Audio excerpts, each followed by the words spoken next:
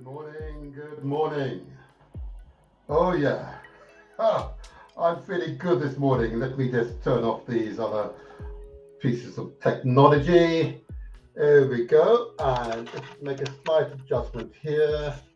There you go. Right. Let's get my camera simply not working. There we go. That's it. That's it. That's right.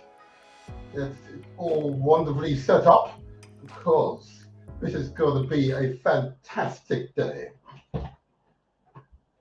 A day devoted to our young people. Okay? But more to that later on. More to that later on. Because this is the Motivator Show. This is where we translate our words into action and where success is ours for the taking. I'm going to say it again. This is the Motivator Show. This is where we translate our words into action, where success is ours for the taking. Why am I emphasizing that? Well, it's been one of those weeks. It's been one of those weeks where I've been devoted to lifting up the people, raising the confidence levels, involved in not simply talking about the issues, but addressing those issues head on.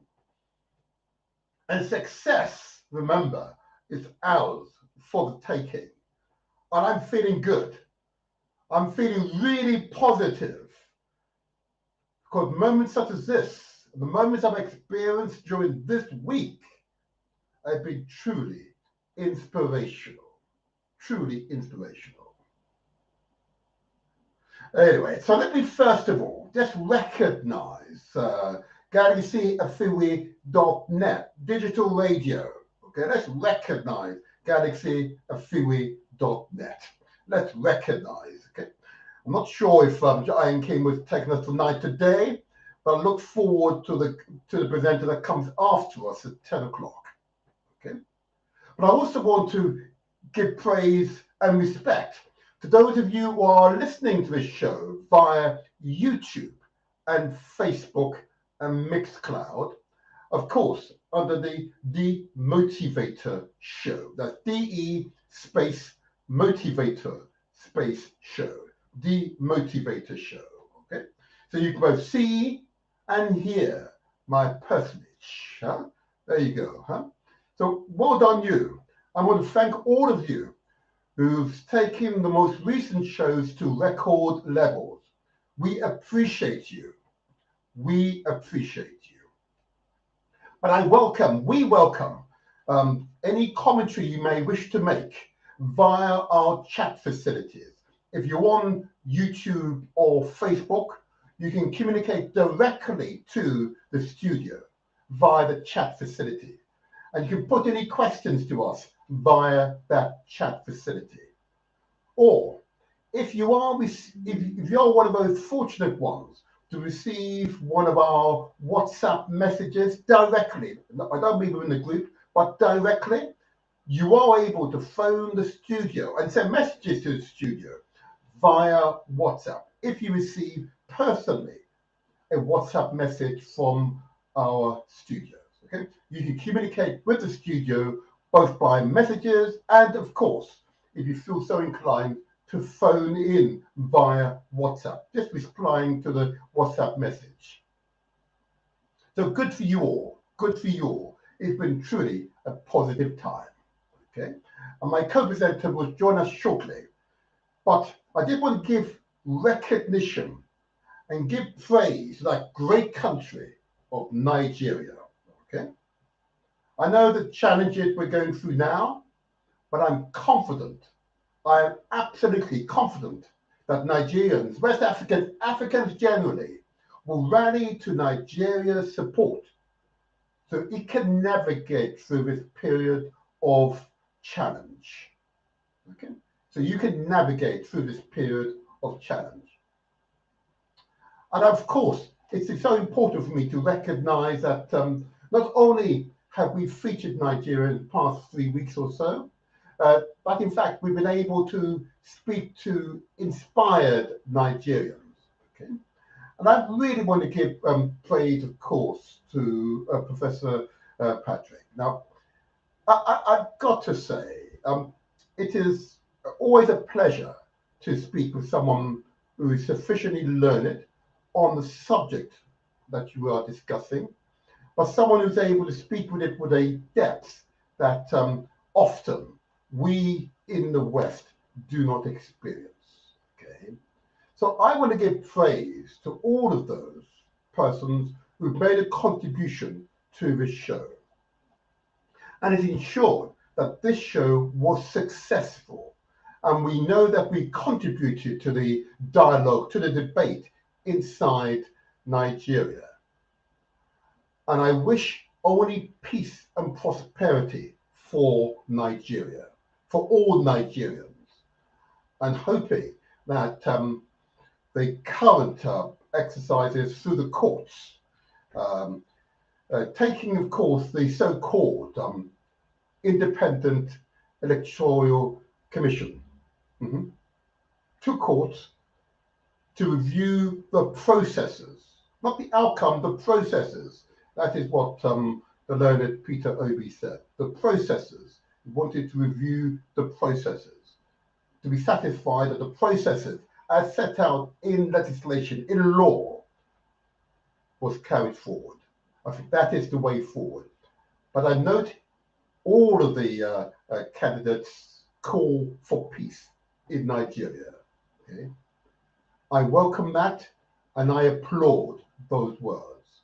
Peace in Nigeria. Peace in Nigeria. Africa's largest democracy, an economy with incredible potential.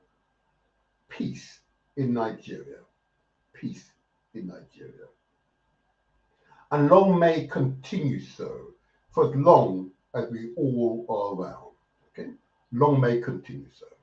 All right, so what I want to do now, I want to now focus on the most important part of the show, arguably.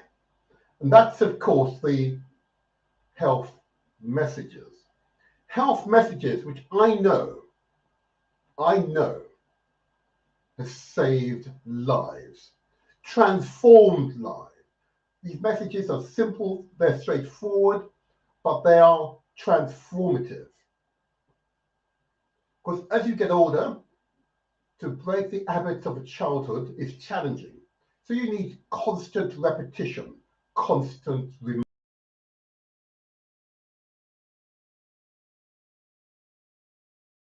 You incorporate part of who you are.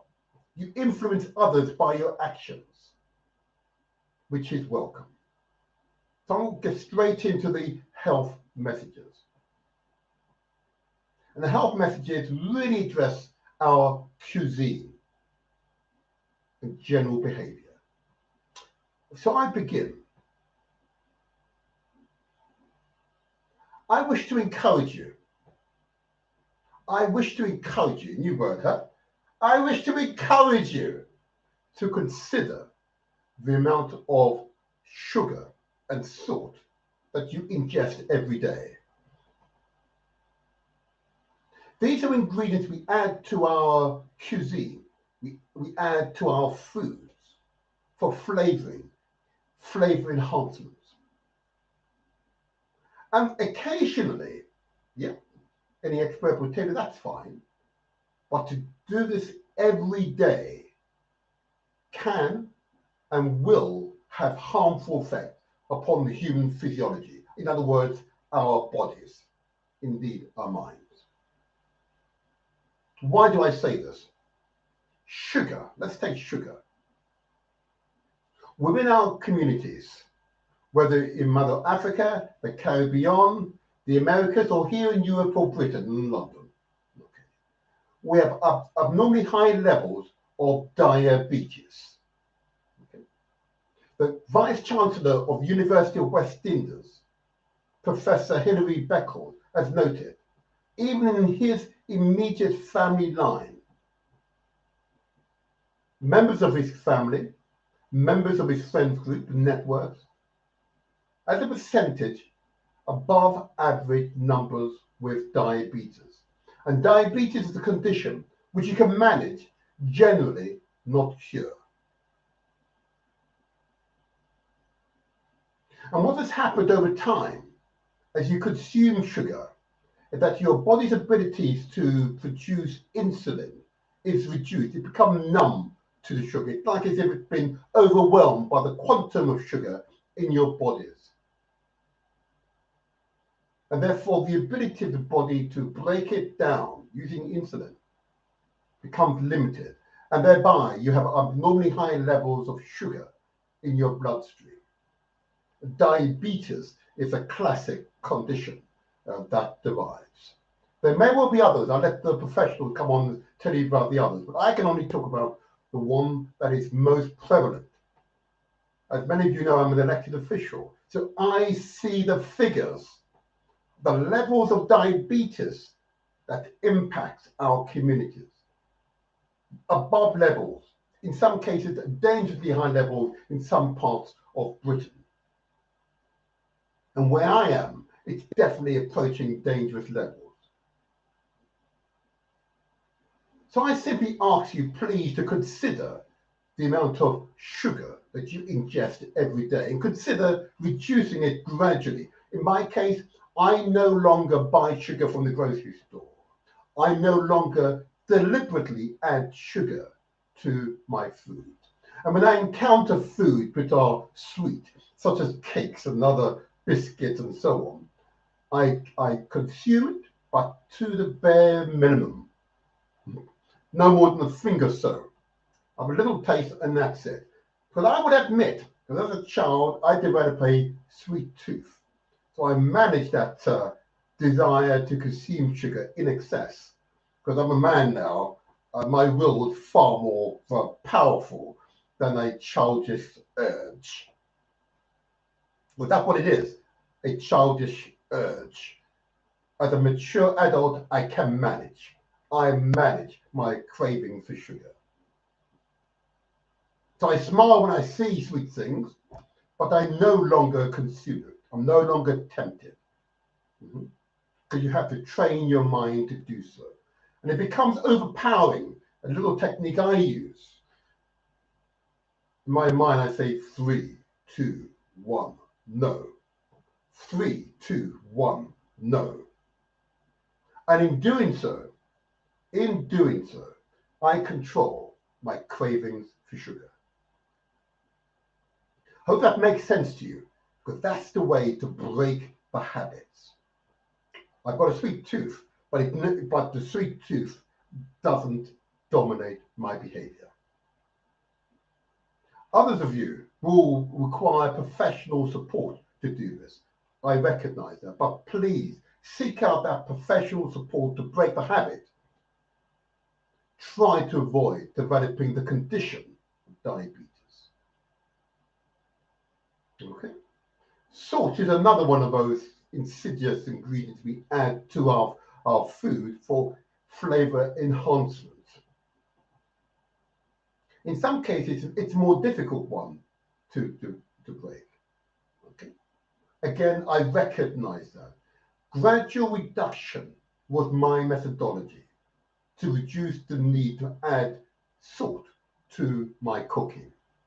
And whenever I encountered salt in other foods, I tended to not eat it to any great extent, deliberately not, I go to people's homes occasionally and they cook, you can tell with a lot of salt, I can see it in my mouth, oh gosh, it's noticeable. Again, the hardening of our arteries, the heart has to work harder to pump blood through your veins and your arteries. Consequently, the raising of our blood pressures, or hypertension, if you like, is a big and significant public health condition affecting our communities. Okay?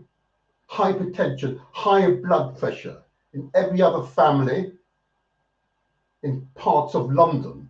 There is a member of that family with hypertension, high blood pressure. Some cases, undiagnosed hypertension, high blood pressure. So get yourself tested, go to the doctor, and if the doctor hasn't measured your blood pressure, ask the doctor to do so. If you can buy you can buy the blood pressure equipment from the pharmacist. Do so. Please do so. Because undiagnosed hypertension, high blood pressure, can lead to a whole range of other conditions. And typically it's aneurysm, where your veins or your arteries simply burst. Yeah. It is real. When you're speaking to your doctor, ask about these conditions: diabetes and hypertension, high blood pressure. They pervade our communities, too often undiagnosed, and only become apparent when the person becomes severely ill. We can and we must do better. Salt and sugar, yeah, innocent ingredients that can have profound impact on our life and general health and well-being. The other ingredients I want you to think about in terms of the quantum that you consume, and that's of course fat and carbohydrates. Fat, of course, primarily derived from meat products. Okay, one of the principal culprits. Yes, it is the beef, where you see all the fat in the beef. Okay, and it is, of course, the dairy products. The cheese are simply hardened cow's fat. That's what it is. Yep, hardened cow's fat. That's what it is. I paused, but I want that to sink in. Many do not realize that's all it is hardened fat.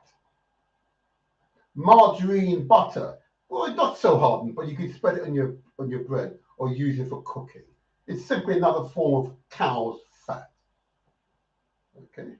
Milk, I know it's meant for children. Yes, it's meant for children, you know? Yes.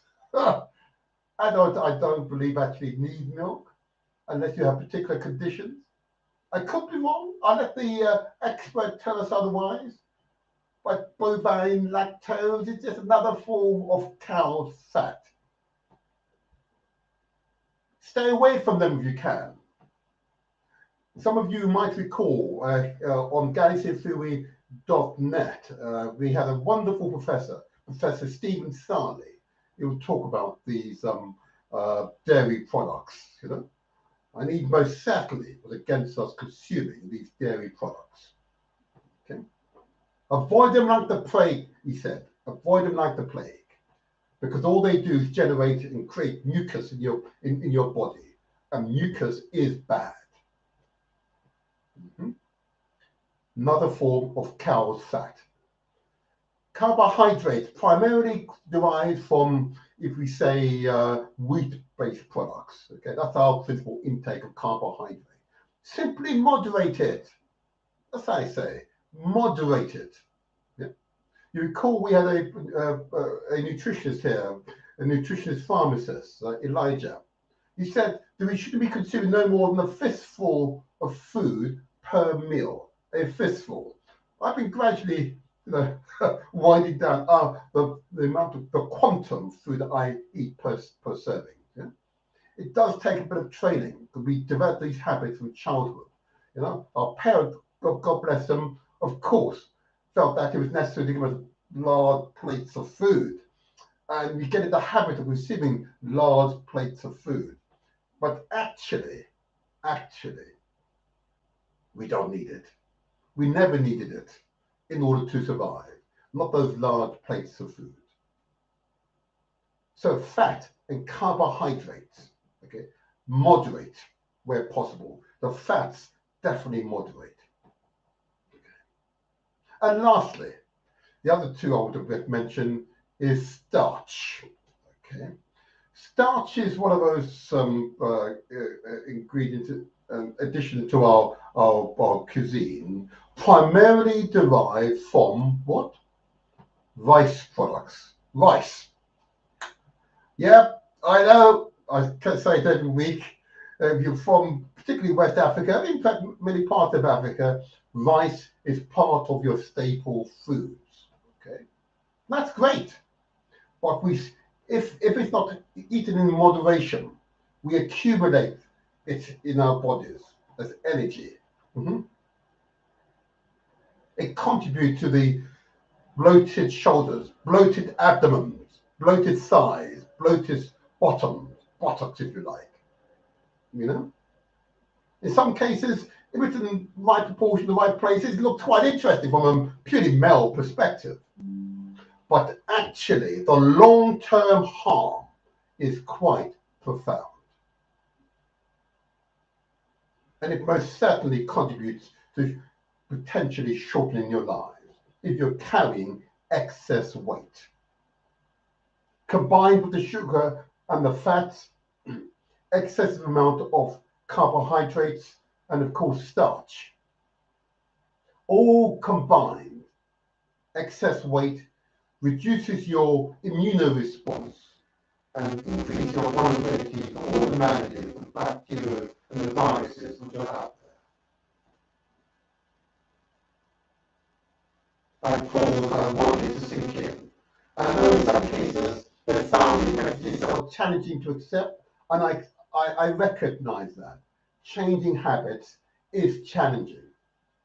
Changing habits that brings with it a far healthier health and well-being and positive outlook in life is a positive step to take, I assert. Because the doctors, nutritionists, the pharmacists will all confirm we need to eat far more fruits and vegetables. And when I say fruits and vegetables, I really mean green vegetables, but a broad range of vegetables. And keeping those which are heavy in carbohydrates and starches to a moderate amount, such as the yam, for example, and the rice, for example.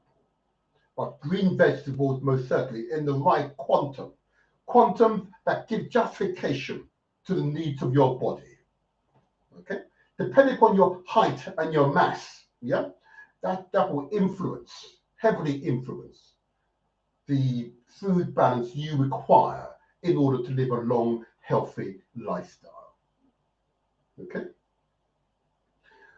The doctors, the nutritionists, the pharmacists will also assert not only do you need to eat the right balance of fruits and vegetables, particularly the green vegetables, they will also assert that you absolutely need to drink appropriate amount of water. Between 2 to 3 liters, depending upon your height and your mass. Again, I'm not an expert. Speak to your nutritionist, speak to your pharmacist, speak to your doctor. They will assess you and tell you what is the right amount for you.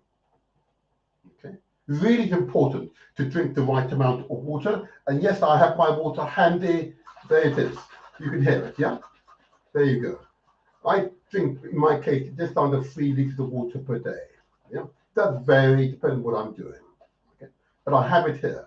Okay, and I said last week I put sometimes a little bit of lemon or a little bit of ginger in it as well. Really, just to give a little flavoring, and ginger is anti-inflammatory and so on. You know, really beneficial. But I recommend it. This is the right lifestyle. More fruits and vegetables, particularly the green vegetables. Drinking appropriate amount of water, between 2 to 3 liters, whatever is right for you. And most critically,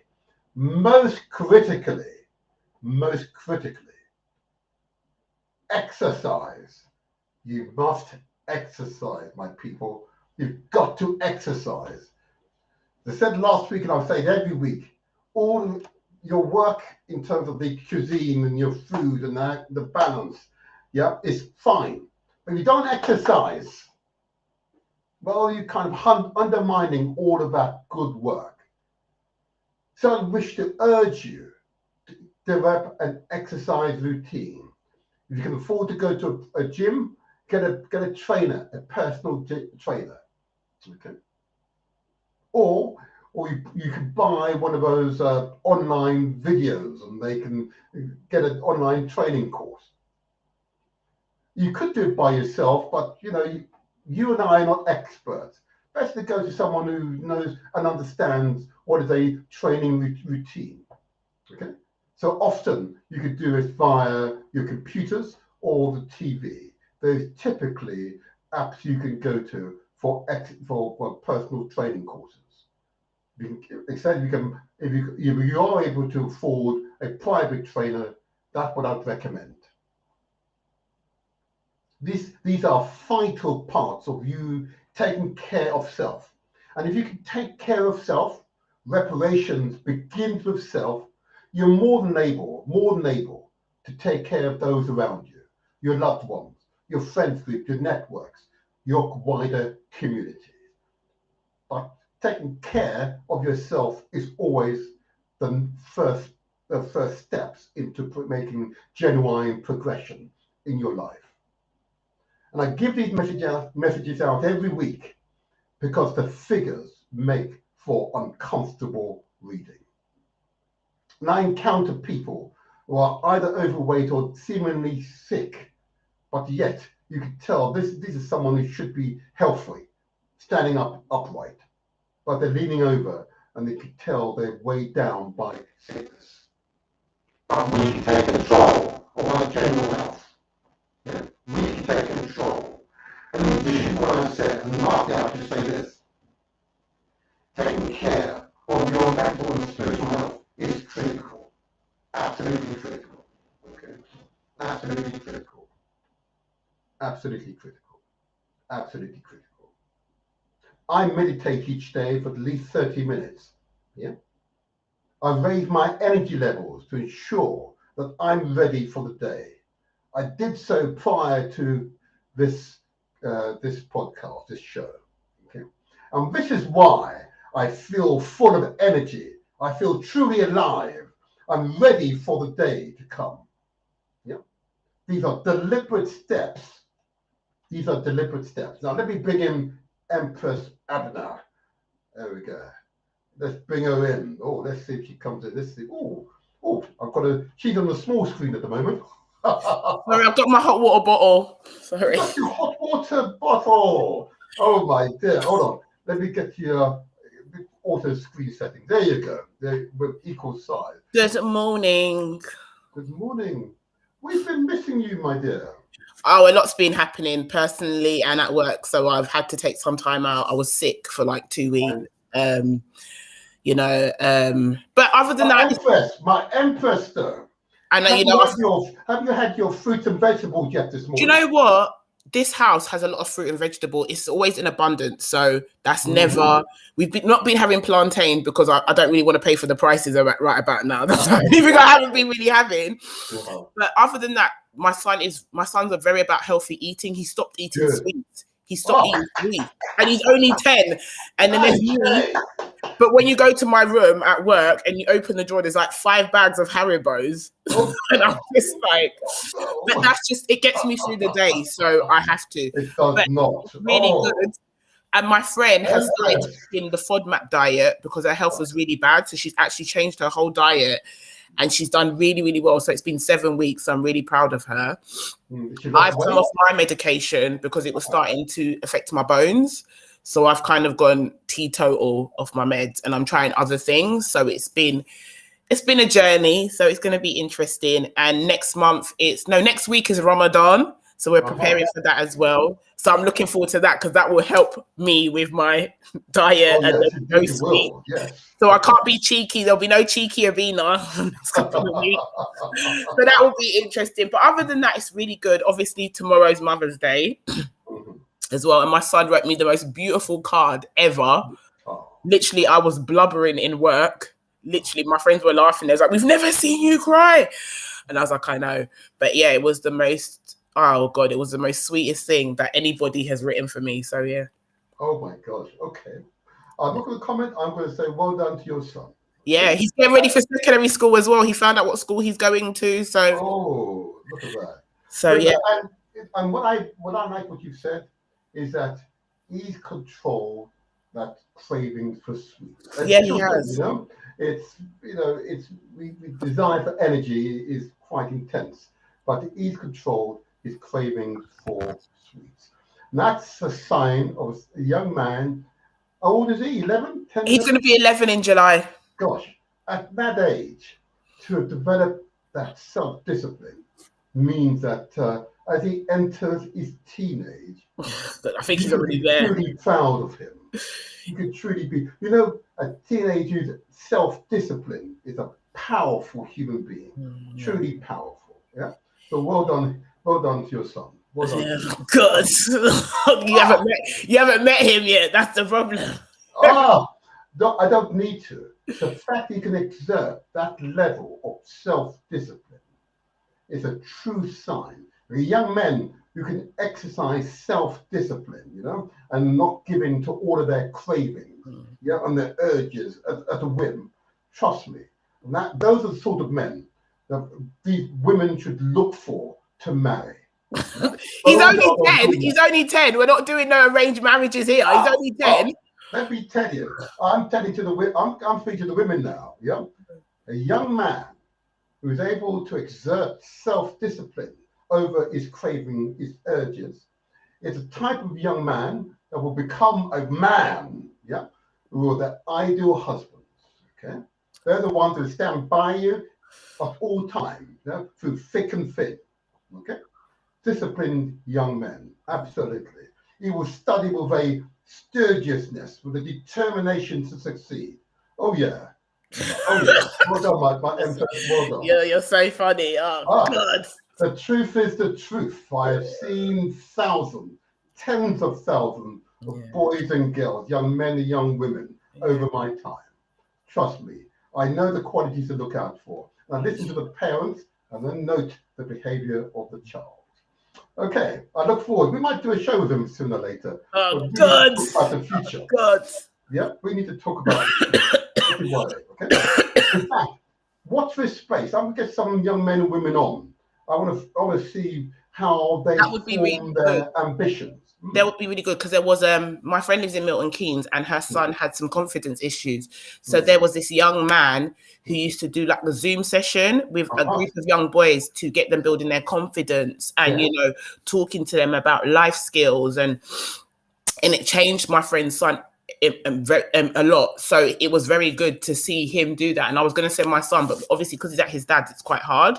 But I think young black boys need that empowerment.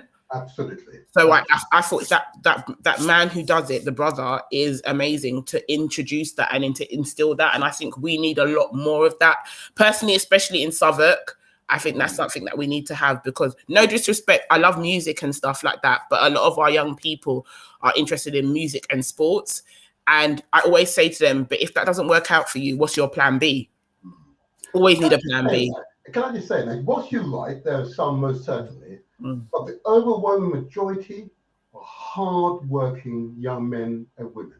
No, I definitely agree. With a broad range, broad range of career paths. Okay? And that's why this show today is quite important. Looking at the group of our if I say our children, collective term, our children who get involved in behavior which are sometimes, in fact, are challenging for us all. 100%. Yeah. So today's show will be it's a concern for me. Yeah, and hopefully we can get this started. And what I'm going to do, I'm going to put up the graphics, because today's show is really devoted to looking at a group of young people in our communities, whose behavior I know many of us would have to question. Okay? God, my friend would have been great on this show. Her name's Lisa, and she used to do guns, gangs, and knife crime. And she created an initiative as well, a sort of initiative for it as well. She used to go into schools and talk about it.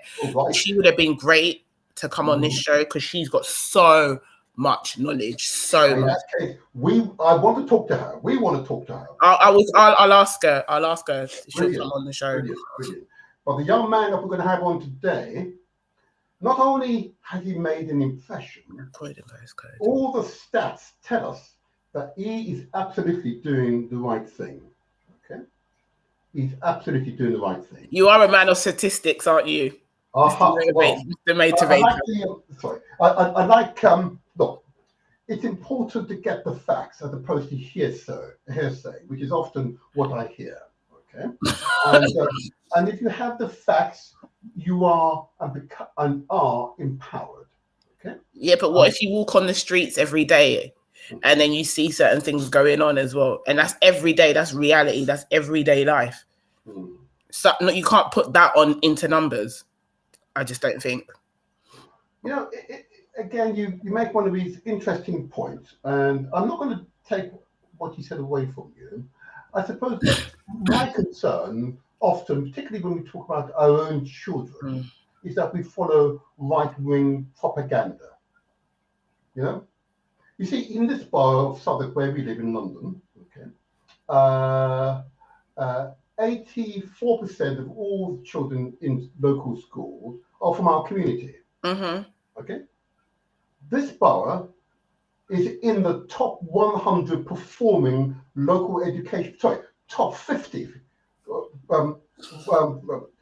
Top 50 local education authorities in the country. We're in the upper quartile. The schools, the secondary schools here, are performing way above the national average. Our children are performing and entering a broad range of professions in ever increasing numbers. That's good to know. There you are. But that's in the stats. But what gets in the press, what gets in the newspapers, what gets on the TV are the small number involved in gangs and knife crime. Because it's something, I know it's I wouldn't say it's a pandemic, but it's a real problem. And the thing is, like a couple of weeks ago, the stabbing at Walworth Road with the young person, but there's been stabbings there since I was like 18. So that's nothing, for me, that's nothing new. Because I remember my best friends all live in the Walworth Road and they've had to help young people that have been stabbed and things like that. So for me, it's a reality of day-to-day life in certain parts of Southwark. You know, Bermondsey, I don't really see that much. But in the Walworth Road, Camberwell, maybe Peckham area, it is quite alarming, the number of young people that carry knives, you know?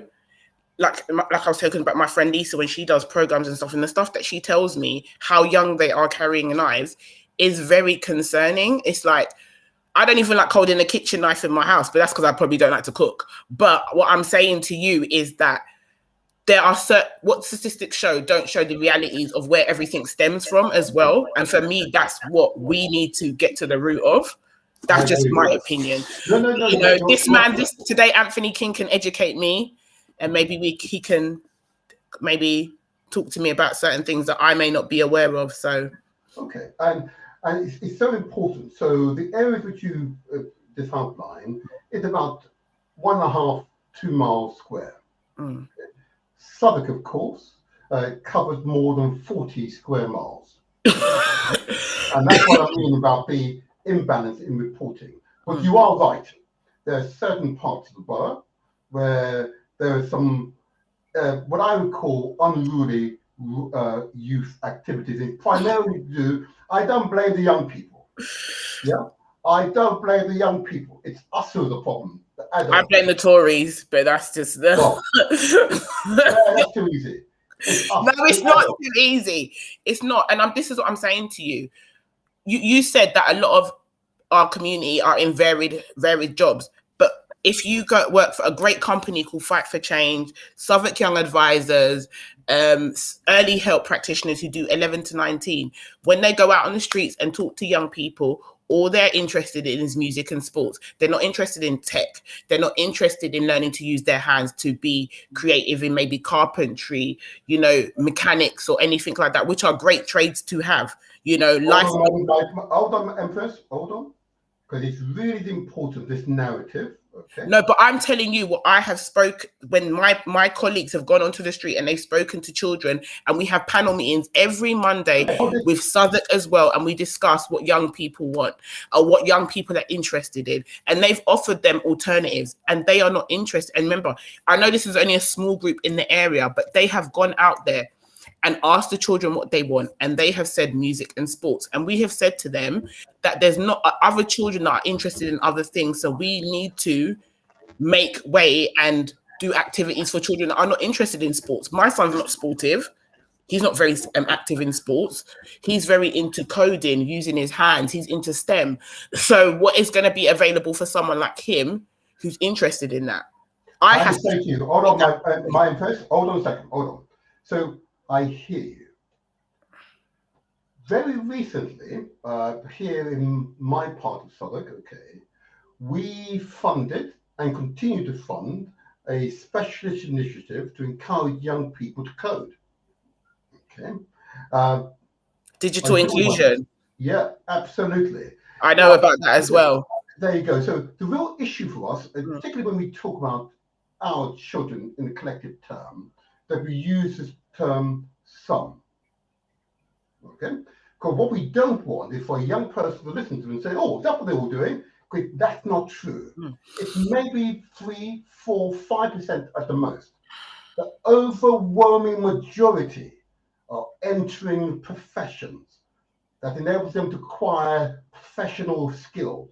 Yeah, they are entering jobs that allow them to develop really useful and that's here. Yeah, hold on a second. Hold on, really useful careers. The overwhelming majority. Okay? And that's why I invited this young man to talk about the work in a neighbouring borough here in London, in Croydon. Okay. Could you just hold on a second? I believe we may have a call on the line. Call up with number ended 99776. Good morning to you.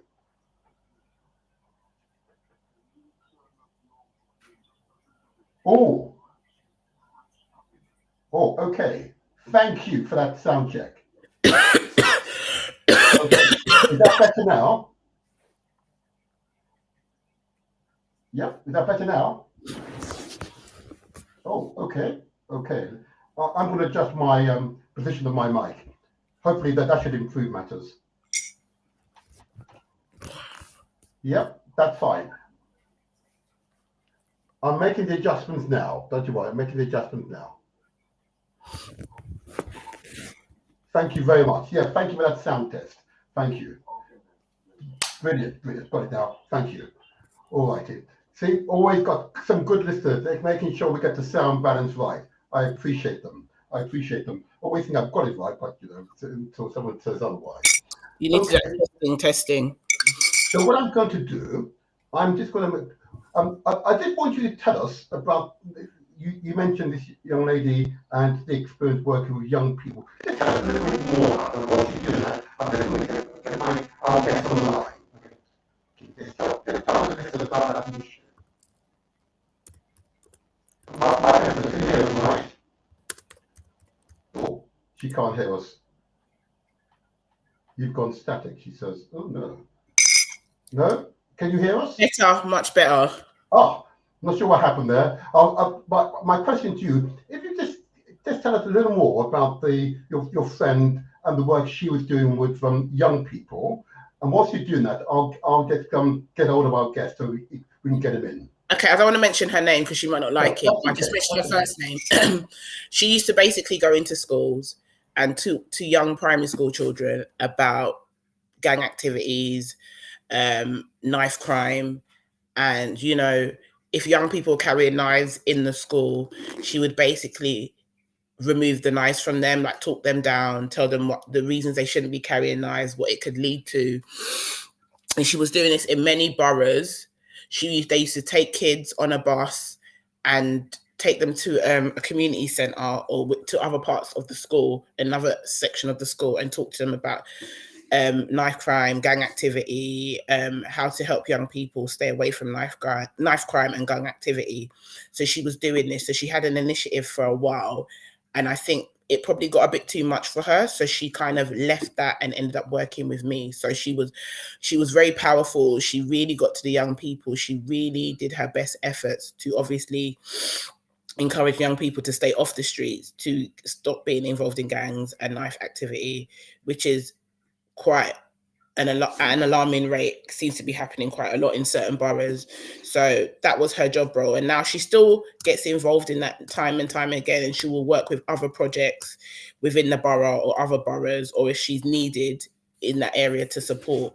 But now she works in a similar field that I do, but she's very powerful. She's very good at her job role. And I think we need more people like her. And, you know, obviously Anthony King is doing his thing as well. So if we could have more people on the streets doing that, I think it would be great. But that was mainly her work consisted of. Very inspiring lady, and hopefully if I can get her on the show, that would be really great. But she does do wonders, and I think it's important not to address secondary school kids, and I think that's what she was trying to create awareness about. It starts happening in primary school, and it needs to be addressed to children as low as year 4, so that will be the younger key stage 2 rather than starting from year 5 and 6. So, you know, I think that's very, very, very important that, you know, this awareness is created, but we don't glorify it and make it a pandemic, if so to speak, if that's the right word to use. But, you know, try to promote the fact that there is an issue and it's something that we need to work on as a community, as a unit, I would say. You know, maybe working with the police more, or working with schools more, or certain services more. You know, trying to eliminate the poverty that a lot of young people experience. And, you know, we're trying to not glamorize the way people feel about money and having to want things. And I think we need to educate children a bit more about hard work as well. And I think that's what's lacking, is that, you know, we don't educate children enough about hard work and trying to receive things in the right way rather than in through other means. I think that's the best way to put it. Yeah, because I always say sorry, am I being heard right? Yeah. Yeah. Okay-ish, and you've frozen. Yeah, I noticed that. Yes, it's interesting. The internet is playing up this morning. Interesting. Anyway, never mind. Usually it's my internet, so that's a good thing. Oh, if you say so. Yeah. Anyway, yes, I can tell by the stats here. The stat is. Am I being heard still? I can hear you. You're just static. Oh, right. Okay. All right. Well, I want to urge you to use the term some children, some families. Okay, really important. Sorry, I should say some, but I'm sorry. When I say it, I don't mean everyone. I'm just talking about a collective group of people, but I think it's the way I present it. But I'm not saying it's everybody. I'm saying it's some, because I do know it's some, you know, because I have grown up I'm an 80s baby, and I love saying this because 80s babies are the best babies ever. Ooh. And yeah, they are the best. 80s music was the best. 80s children are the best, as you can see. And I can talk from the people in the borough. But 80s babies are great. And I think, like my friend Lisa used to say, we used to fight and shake hands at the end of it. Where nowadays, some young people, or a collective of young people, it goes further than that. So I wish it was those days where, you know, we could have a situation and then we could shake hands on it, or maybe back to the 1980s or 1800s where people used to have duels and deal with things like that. It would be nice, but, you know, I know times are changing. It's a different type of generation, but, you know, and I'm saying this because my son is going into that area, and, you know, he's a young black boy. So, you know, it does make me worry sometimes. But, you know, like I said to him, when you go to school, if you ain't got nothing doing, you come straight home, or you go to your grandma's, you go somewhere, but you don't need to be on the streets. Mm-hmm. Mm-hmm. And yes, again, you make one of those really powerful points concerned by parents. You know, I say parents deliberately, both women and the men. Okay. Motivator. Do you know, I was watching something the other day. Mm-hmm. I don't know what people think of this, but this guy was talking about facts in America he was saying that children who are raised in single parent families, their children are 90% likely to go to prison. Wow. He said a majority, he goes, women are making problematic children, especially single parent. And I could not believe, I'm going to send it to you later, but I could not believe he said that.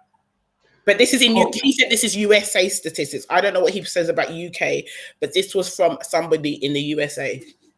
I've got to tell you that indeed, there's an interesting, they've got over there the CDC and the Black I think it's called blackstatistics.com, and indeed, they note that single women, a child brought up by a single woman has a far greater likelihood of underperforming, having emotional difficulties, underperforming at school, being economically inactive, or indeed being led into a life of crime. Then when compared, of course, that if you have a mum and dad in the house throughout that childhood. Okay. But the curious part of the statistics, and I had to check it, and I have checked it on more than a few occasions, but I've never actually said it here. God, I just love your hot water bottle. But anyway, I won't go to that. I've not said it here, but as you brought up the subject, but I've not seen the UK or British equivalent. But most certainly, it's in all the independent statistical databases in the US through their census. A child brought up by a single man performs as well as when a child is brought up where there's a man, a woman, throughout that child's childhood. Wow. I've been hunting around for UK equivalent stats, but that particular stat, I've got to tell you, so I've not previously discussed it here, I find that the most uncomfortable of stats. It makes me very upset, to be honest. Because where you have a situation where particularly women are the primary parent alone, oh my gosh, and you see the stats are speaking for themselves. Oh my gosh. It makes for, I said I've not previously commented on, I've been looking out for the UK equivalent. The census data is coming out now, and I've not seen it yet in the census data. We've seen the usual analysis that a child brought up in a single parent family, that's underperformed, there's no doubt. What we don't have is the gender differences. Okay, that's maybe it's something we should try to do, because I'll be very interested to see what it says. Okay. Well, most certainly. Oh, have I got the caller back on the line? Yes. Oh, is this? Do you want to comment, or is the sound not coming through? Okay. It's still not quite as loud as you. I'm still in the background, am I? Oh dear. I'm just loud. Okay. In fact. Oh. Okay, I'm going to turn up the volume even higher now in that case. I've been trying not to drown her out, you see. Usually I'm told, yeah, that's better now? Okay, thank you though, thank you. Oh, I like him. But before you go, we've got why would you put him on the spot? Oh, come on, like, this is the motivator now, yeah. Do you have any comment on the prevalence of knife crime in our community, particularly as it's perpetrated by our children? Do you have any comment to make? I don't know if you're a father or not. Yeah, it's a terrible thing, but you're spot, we don't really consider it to make a comment of such, it's terrible, it's disgusting, you know that. Yeah. We need much less of that. Yeah. So it needs to be dealt with. I completely agree with you. I completely agree. And we've got to take responsibility for it if we want change to occur. And you recall we did a show a few months ago which involved Lee Jasper and Code 7. I missed that one, Huh? You did miss that one? No. Oh. Okay. You can find it on YouTube. You can find it on YouTube. Yes. Oh, what I can do, I can send you a link to that show, but that show is on YouTube, and that was a fantastic show. Yeah, that was a fantastic show. But I'll send it to you. And Lee Jasper is very good. Okay. Thank you for the call. Thank you for those calls. Thank you. Bless. Now, Empress Abner, I'm going to ask you to just talk about what you do in schools. I'm now going. My guest has made contact with me. I need to help my guest to get online. So, what do I do in schools? Oh my God! Yeah. Oh yeah. I don't like to talk about my job. I love your job, though. No, I like to love teachers. I love teachers and those who work in schools because you shape the next generation. And if you get it wrong, they will have long-term implications for our community. I don't think you would agree with that. Mm-hmm. I don't think you would agree with that after last week's events. But anyway, okay. We won't go to that one though. Sorry, I can't. I'm not allowed to tell you, viewers.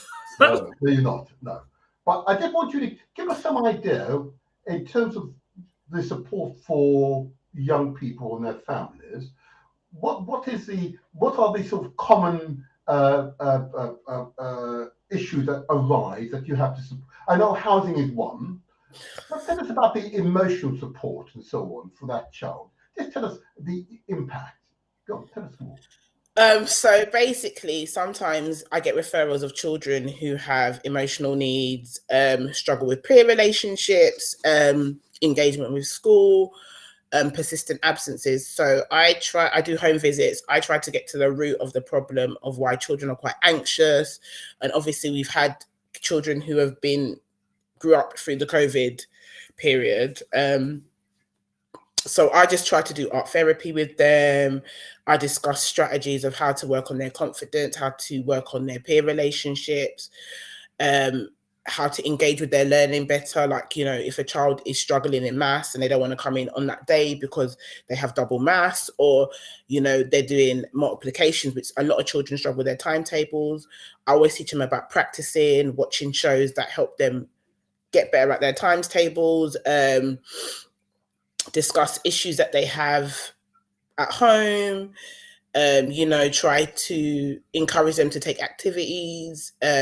Some children have issues about their weight, so we talk about creating own recipes. So it's like them using their initiatives to find ways to combat issues with their weight, you know, discuss about how to deal with altercations with other children, how to deal with conflict, communication in conflict, social media, which is quite a big thing in schools at the moment with WhatsApp, Snapchat, you know, being mindful of who you're allowing on Snapchat, who you're allowing on your WhatsApp.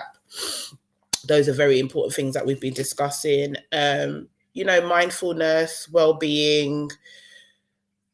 I introduced a company called My Bank that helps children with financial literacy about saving, becoming entrepreneurs, learning about how to use money, investing, saving, which I think is really, really important with young people, because I think it equips them for skills when they go to secondary school. So my skills are a range of things, but I think it's very, very important that we are making children strong in terms of their emotional needs, because I think that is the biggest thing. From a lot of children have mental well-being issues, emotional issues, and I think it stems from maybe an older sibling. Sometimes it could just stem from, you know, certain children living in their parents' shadows. It ranges from a lot of things, but I do like working with a lot of young people, and I'm very realistic about the goals. I'm very real about how I talk to them how I would talk to my son, you know, obviously to a certain degree, but I do treat them like my own, because I think sometimes children need to feel loved, and children need to know that they are seen and they're heard, and not a lot of children are seen like that at home. So I do make sure I have a lot of one-on-one time with them. My office is always open to the children. And even if I work, because I work at 2 schools collectively, I will say to them, even if I'm at another school, get the school to call me and I will come over and support that young person. So that's a lot of what I'm doing. But also a lot of our biggest problems is persistent absences, where children are saying they don't want to come to school. They say they feel sick when they're not really sick. And there's obviously issues going on in the school. And sometimes the school's not aware of them. I will discuss that with the parents, and I will highlight it to members in the school as well to support children with their issues. So my job ranges a lot of things, but also it's helping parents with their housing, supporting parents with their own emotional issues, money, becoming a better parent. Like, I don't think there's a manual on how to be the best parent, and I'm still learning, even though I've got a 10-year-old. But I think it's important to empower parents as well, and there are many services within Southwark that help empower parents as well. So I try to get as many services as I possibly can to help support parents. And also I'm trying to do a workshop at the moment currently with fathers and their children. So fathers come in and do an activity with their children, because I think fathers are very important in the roles, especially from when our children hit a certain age. I think fathers are very, very influential in our children. So I'm trying to get a project started off. So if anybody or viewers have any ideas, that would be really, really great if they can offer some to me, because I think I'm really struggling with that. But I do think it's vitally important that we get fathers involved as well.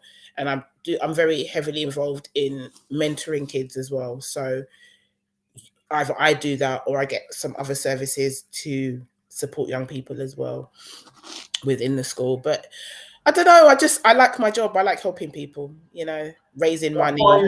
If anyone ever wants to donate money to my schools, please let me know as well. So that would be great. If you got like I donate clothes as well. So all my friends whose parents have passed away, or something's happened in their family and we've got loads of clothes, I did like a coffee afternoon, and I said all the parents come. There's loads of clothes. Some have still got tags. Some of them are brand new.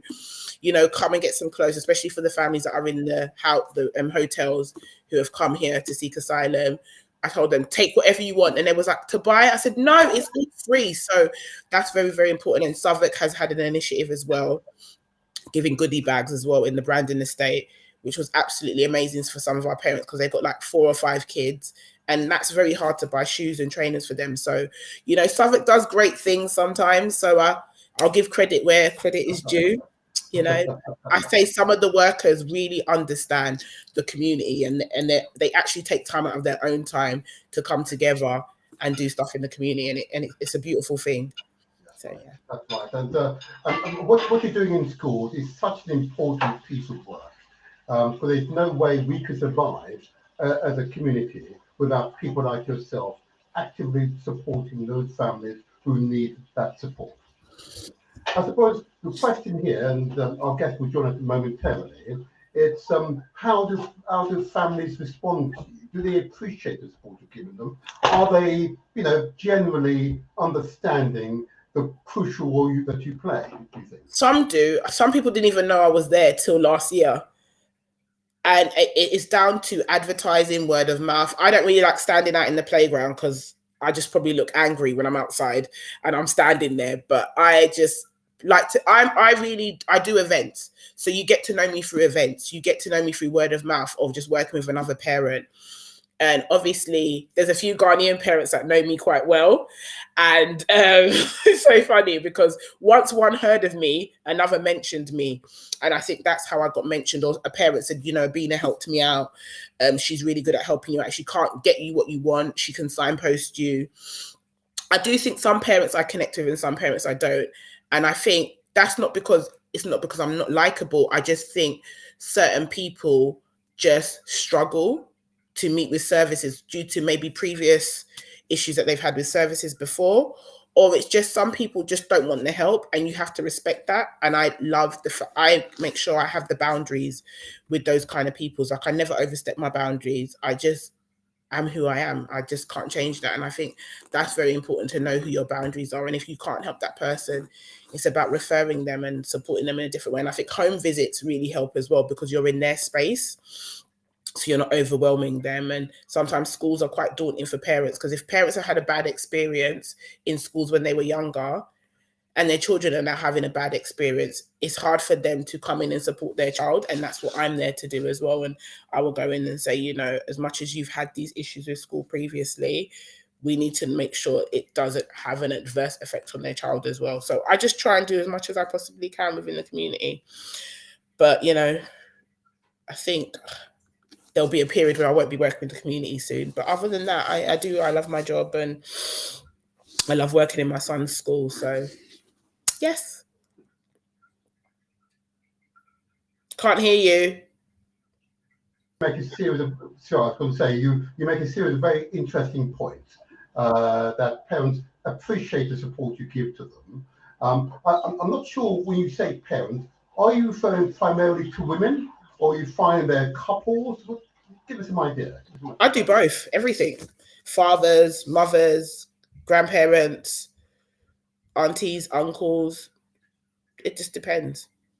Because remember, so there's quite a lot of looked after children. There's a lot of young carers and looked after children in our community as well. So it really depends what I'm given, or a parent that comes up to me, or a child that comes up to me. It just depends.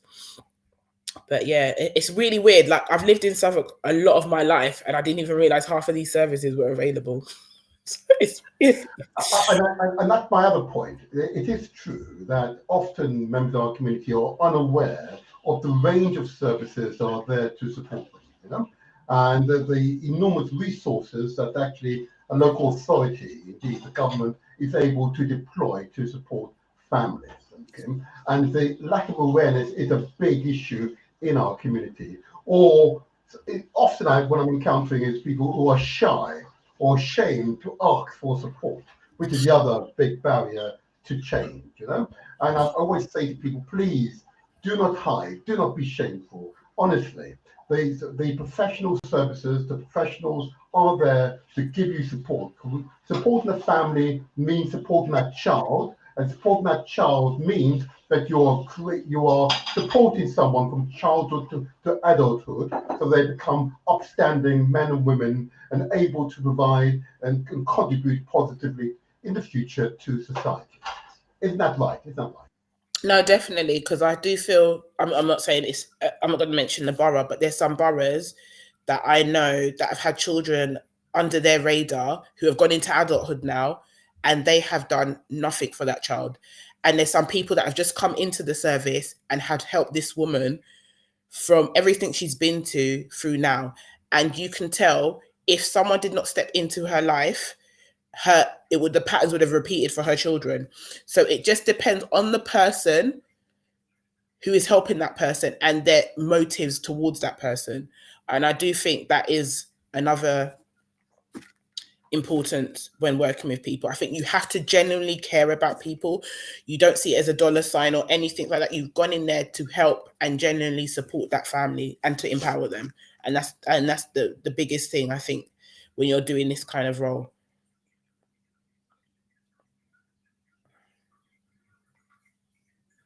Duly noted, and you're absolutely right. So I'm just trying to resolve our guest problem in accessing the studio. I think what I might do as you do this, because you outline. One static again. Oh, that might be your end. I've got four signals here, but I think what you've been able to do is outline at least give a hint of the range of support that's available for families, particularly families who are going through hardships, both in economic and emotional hardships, that they are not alone. I think that's the important word to use, that they are not alone. And I'm wondering, do you find you have to approach the families, or do families approach you? Both. We do both. So basically, if you're struggling for food, you've got, in Dulwich, you've got the Alban Brighton Community Food Bank. So they have a fridge, and you go in there and you can take whatever food you want. There's the Crypt next to Southwark Cathedral, I think it is, an SE1. So basically, if anyone ever wants it, I've got a list of food banks all in Southwark in your local area that you can go to. I do food referrals. There's a place in the Bermondsey where babies, you can exchange brand new clothes. So I think if you exchange one item or about 5 items, you get 10 brand new items back. So in Bermondsey, it's a grandma that's arranged this. So she's got a place in Bermondsey. So you can get baby clothes for parents that are struggling, nappies, bottles, all brand new as well. There's a place called Trade in Peckham. And at the moment, they're doing all clothes for £3. So you can get designer shoes in there, whatever you want. Some brand new, some quite worn, but it's quite decent. So there's so many different things. We have LARS, which is a Latino community service that helps women of domestic violence. We've got IRAMO as well, which helps Latin American community with English, computing, jobs, childcare. We also have Southwark Works, We have Southwark Young Advisors. We have Fight for Change in Kenneton. Who else we have? We've got a new initiatives happening in Suffolk. We've got a parent hub now. There might be some Easter activities happening in Southwark. We have digital inclusion in Southwark libraries, which teach coding. What else do we have? Oh, God, there's so many services. I'm trying to think of. We started roller skating now. So today in the Globe Academy, they're doing roller skating. A very lovely mum that I love working with. She's doing roller skating and she teaches self-defense as well. So that's happening in Southwark. I can't think of any other initiatives. There's loads. There's actually quite a lot. And if any of you are interested for your children or people that you know that live in Southwark, please do get in contact with me and I can send you loads of information. But there's loads and loads of food bank. There's the Pecan in Peckham. Completely forgot about that. There's a food bank in Waterloo as well, because I know some parts of Waterloo are Southwark. And if anybody needs some clothes donated to them, I've got some clothes as well. I've got a pram, I've got a potty, I've got a Moses basket. So if you know any families that are struggling in Southwark and that need clothes dropped off, I've got some clothes for size 16, 14 women as well, brand new. Some fairly used. If you know any families that will probably benefit from that, that would be great. There's the Crisis Navigating solicitor in Cambridge House. She's amazing as well. She helps with housing.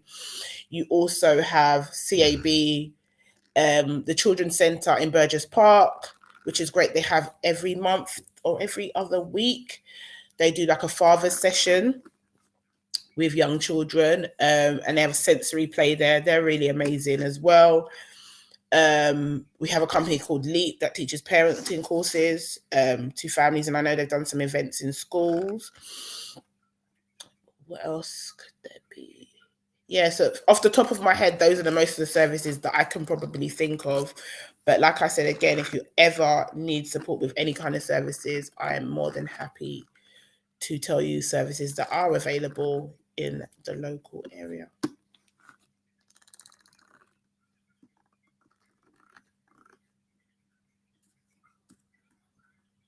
feel like I'm doing news round. I'm doing news round. Honestly. Can't hear you. I'm sorry, that's better. I thought you could keep going. I'm just listening, I guess. I do want to ask one question. If anyone knows any illustrators or someone who knows how to help people create books, that would be really good. Because my son did write a book and we're still trying to find an illustrator. It's called The R Word. So we're still trying to find an illustrator and stuff. And it's just about racism and bullying and stuff. So if anyone has any good illustrators or anything like that, that would be really great. Whilst our guest is still having challenges accessing the studio, I'm sorry, I'm trying to help him. I'm going to open up the phone line. Let's open up the phone lines and welcome commentary on the current space of knife crime that's been occurring, particularly here in London, other cities across Britain, and I know is happening in other parts of the Caribbean and Africa. Okay? And I'm interested to hear how the community responded to youth violence of this type. And I wonder if those of you who've experienced it might want to make commentary. So I'm going to bring up the telephone number. So the number to call the studio if you want to make comment on this subject.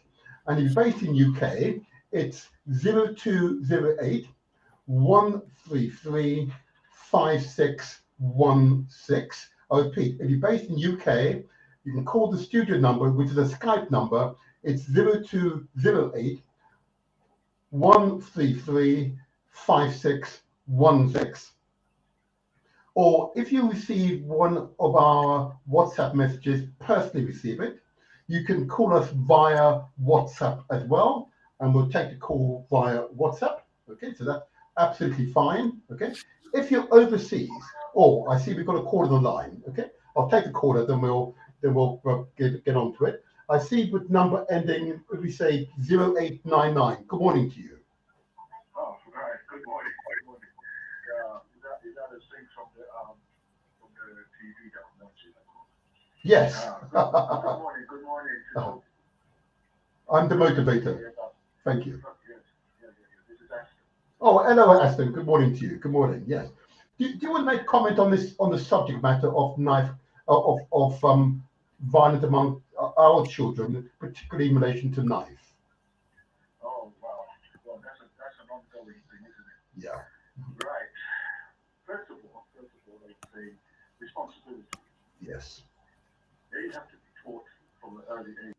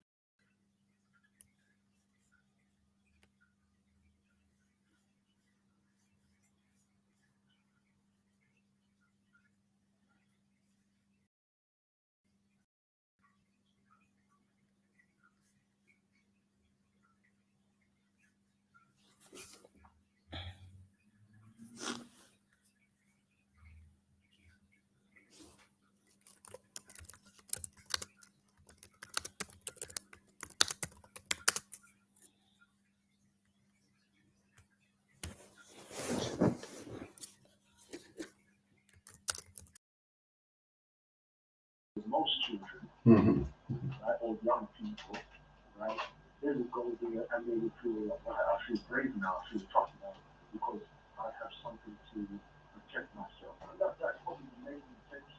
Yes. Most of them actually carry those things. Right? That is probably the intention of most of them. And then there's the other aspect of letting them they struggle and you're totally silent now. Oh, this is a strange one today. This might. Thank you. Don't worry. I'm trying to resolve the problem. Don't worry. It will resolve shortly. Thank you. Thank you. Thank you. Okay. Yes. Hopefully, indeed. All right. Okay. Right. Get Aston back on the line. Brother Aston. Okay, we're having some difficulty with your audio for some reason. What I'm going to do, I'm going to keep talking, and I might have to get you on another system of mine. But just keep talking. Keep talking. Don't worry, keep talking.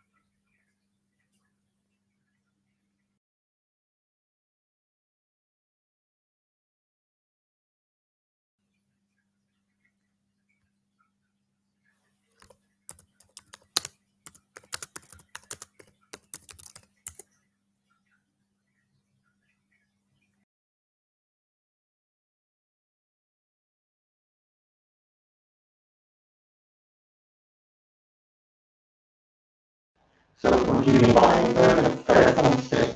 Explain that to us. Right. In essence, is that they don't trust. They don't trust the. I'm not like first of all, like this is black man, right? I know for a fact that if I was to go into a year and the person wants to come into the room, 9 times out of 10, if it's a woman, whether she's black or white, they would have that element of apprehension, and then there are those who would definitely not come into the room. And I think it's very sure another person come into the room, right?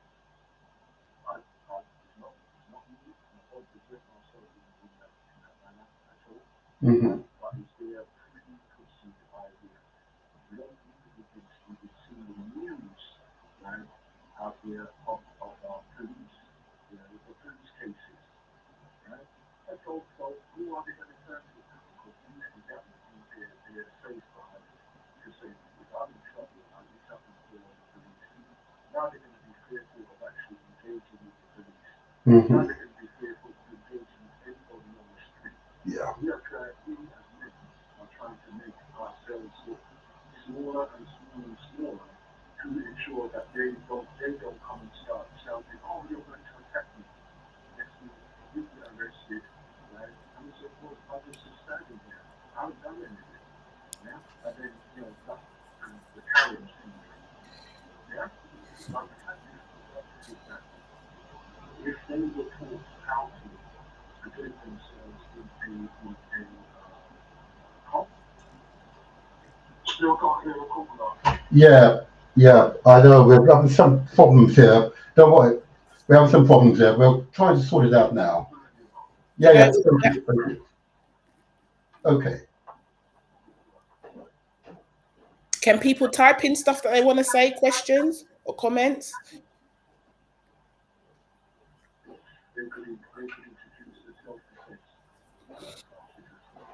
Yeah. Hold on. But Ashton, for some reason, your volume is very low. I've been trying to make adjustments, but I'm not able to compensate for you at the moment. Don't you worry. What I'm going to do, I'm going to put you on. If you log off for a moment, I will put you on my other line. Okay. I'll call you on my other line. Okay. Thank you very much. Thank you.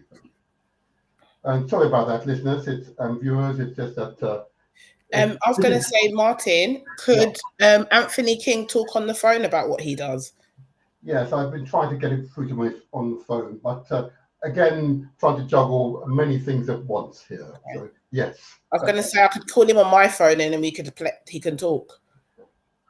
Indeed, I'll send you the number. I'll send you that number. Okay. So what I'm going to do, I'm going to get Aston on the line using a different facility, and I hope this time it'll be less stressful this time. I know this facility does work. It's always our emergency facility, and in life, always good to have an emergency always prepared. And let's see if I can get Aston back on the line. He was making some really interesting point. And just for those of you who are unaware, Aston was a previous guest on this show. He's the leader of the Black Fathers Group. It's a group that supports fathers in fatherhood, of course, okay? And it gives them a broad range of support. Is he on Instagram? He may well be. I think I've seen him on Instagram. Yeah. Hold on. Let me just. I'm going to get him on the line now using the other facility. Let's hope this will work out. There you go. I'm calling you now. Let's get it back on the line. There you go. Let's see if it works. Brother Ashton, can you hear us? Oh, that's much better. That's much better. That's good. Girl, that's much better. I'm sure that solves all the problems. Okay. Anyway, I needed to call you back because the points you were making were spot on. We may have missed the last 5 minutes of what you were saying, so I might ask you just to recap the last 5 minutes of what you were saying. Yeah, okay. I'll take it from the point of where I personally experienced exhibition of like a fear from women. Yeah. Right? Okay. In the sense of that, if I was standing, if I went into a lift now, right, that they would be apprehensive about coming into a lift with me. Yeah, and this is from black and white women. Yeah, and the fact is that the media has been given now out these messages of mistrust from the police. The narrative. Of raping and abusing women. Mm-hmm. Right? Now, what I don't actually. This is diversity. I was out walking this morning, like in my car walking this morning. Good. And, good. And the thought of that, although these women are being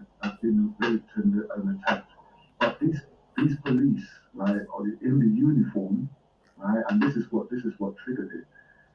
Is that these police in the uniform are not attacking them while they're in the uniform. Ooh. So they look like anybody else who is this.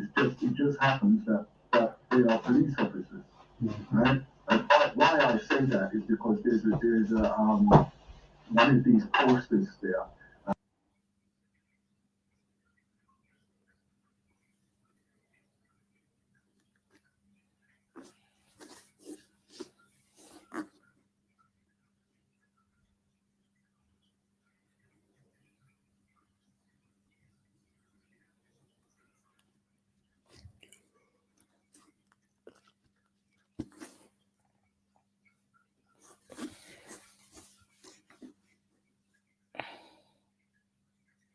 But anyway, let's go back. Let's go back to the thing. Now, why I was saying this is because I feel that there should be a form of self-defense taught to our young people, right? So that it is instilled in them as they grow up, so they learn how to engage with other people and for themselves as well, to boost their confidence, so that both men and young men respect each other and have the ability to understand the implications of what they're actually engaging in. Right? I don't know if you caught the early part of it, but like when I was younger, I used to do martial arts, and that has been a mainstay for me throughout my life because of like I've been able to handle myself in a confident manner, right?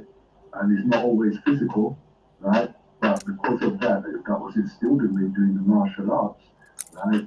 I was able to present myself and defend myself in that way, you know. So, and I know that there are many women who have done martial arts as well, and they can do exactly the same, you know. And it's the confidence to instill the confidence in them. So just as I said, just like how they tried to implement the sexual divergence from a young age, they should have the self-defense as well. Okay. Again, you make a series of really interesting points. Well, it goes back to an early point that was made by Empress Abner early on about that self-discipline of her son, you know, displaying that self-discipline, and if a child is able to acquire that ability to control their themselves as a child and exhibit a maturity arguably above their age, then that child is most likely to take that maturity into adulthood. Okay? Yeah, absolutely. And I can testify myself that I learned martial arts whilst in primary school, and that reinforced the self-discipline that I exhibit today. I've got to say. So I completely agree with you. Yeah, because when I was in primary school, that's when I used to do judo. Yes, indeed. Judo. That's right. And then progressed to other things, and I did karate as well. You know, and you know, it's one of those things is that I feel that because of that, because I knew my abilities, right, and it prevented me from handling things in an instinctive manner of what I would have usually done. Yeah, because I'm sure I would have been an absolute terrorist out there if I didn't have that self control in some of the cases. I hear you. I'm the same. I am the same.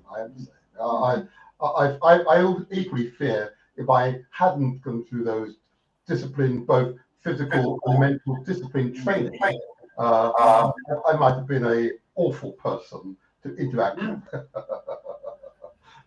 So I hear you. I probably would have ended up in prison just like a lot of these 5-minute wonder what the hell happened, and I would have probably been in the cell right next door to them. Yeah. So.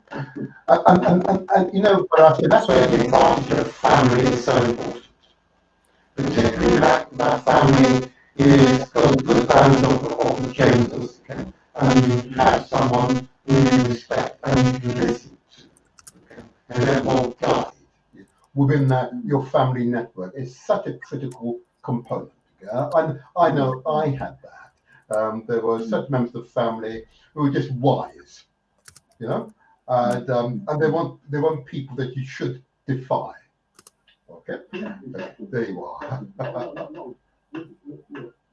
No. Unfortunately, we live in a society, and I talk about England in general, that the family structure over here is absolutely dysfunctional, right? It seems that it's a fantasy to have a husband and wife in the same household, right? Raising their nuclear family without any outside children or other versions of like family children or whatever outside of that. It seems like a rarity. Well, and yeah. Hold on. Before you go on, I did want to pick up on that because this is an interesting point. Because on one hand, it's been fashionable to understate marriage. Okay, it's been very fashionable. We now realize the importance of marriage. You and I now recognize the importance of a man and woman coming together and being the protective shield for a child's development.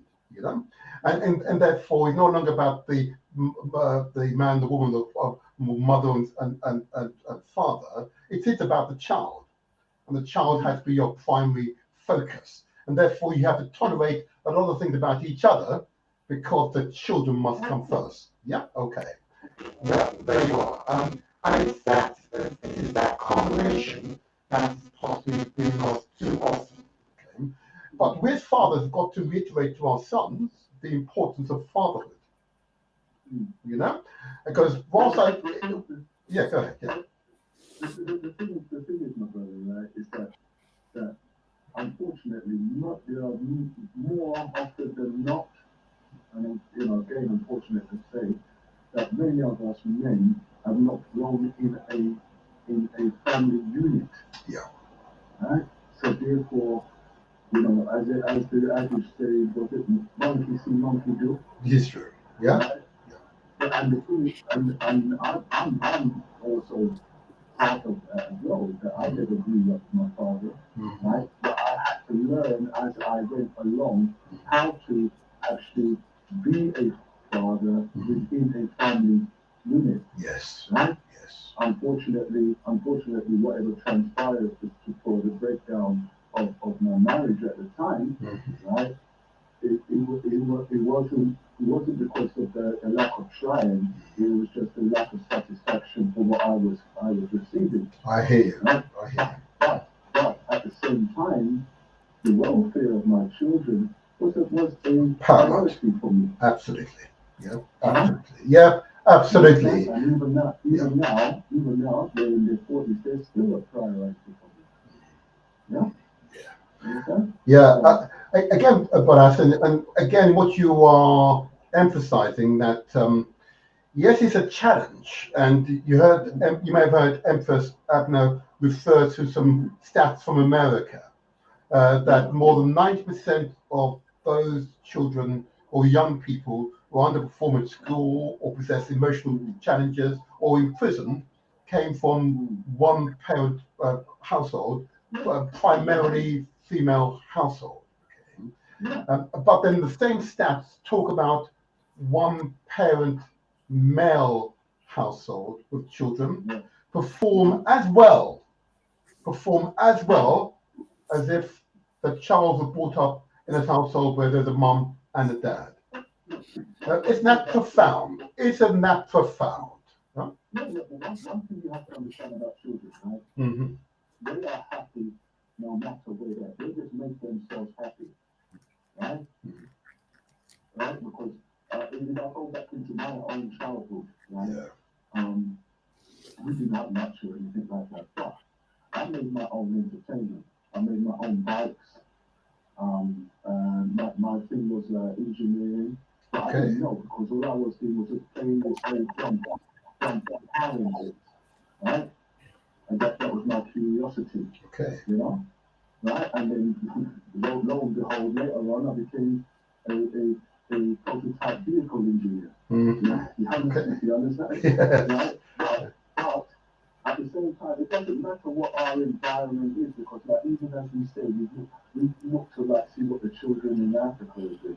We say, oh, they're just running around in dirt and all that. But they are happy. Okay. They are happy. Okay. You understand? Right? And if they're given the opportunity to thrive, right, and supported to thrive, they will achieve great things. Absolutely. We must invest in the children. I said this last week when speaking to our cousins from Nigeria, made it clear we've got to invest in the children. Okay, Nigeria has one of the youngest populations in the world, under 35. More than 70%, more than 70% of their population is under 35. Well, Wow. I would say that all forms of education should be free over there, just like how they do in Cuba. Yes. Right? Government supported professional education up to whatever degree, masters, or whatever. All education should be free. I agree with you. And in generations after that, that is a master race right there. Absolutely right. You have a highly educated, highly skilled nation of people who's providing a service to the world. 100%. I'm also of the view, this is maybe a little too revolutionary for some people, that not only should education be free, of course, health care should be free at the point of use. I do also believe, as we actively require it, food should be free at the points of consumption. What we need, the basic food, should be free at the point of consumption. The excesses that you have to pay for, a home should be free at the point of access. But if you want a big, expensive home, then you pay for that. That's extra. Okay? If you want to go to a restaurant or anything like that, you pay for that. You pay for it. But those basic needs, absolutely. Yeah. Okay. Home consumption, no, That's it should be free. It should be free. And in that way, society will be much happier. Okay? And we wouldn't have the levels of deprivation that we have, the levels of illness that we have, you know.